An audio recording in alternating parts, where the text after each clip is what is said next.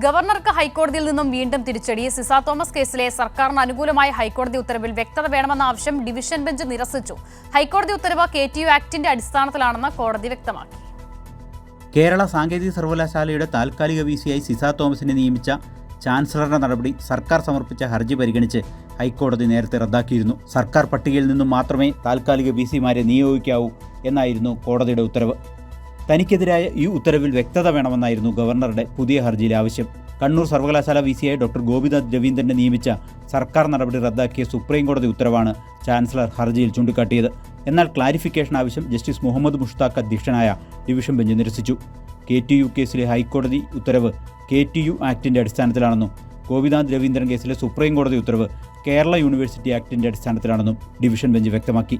ആയതിനാൽ സിസ തോമസ് കേസിലെ ഹൈക്കോടതി ഉത്തരവിൽ വ്യക്തത ആവശ്യമില്ലെന്നും കോടതി വ്യക്തമാക്കി.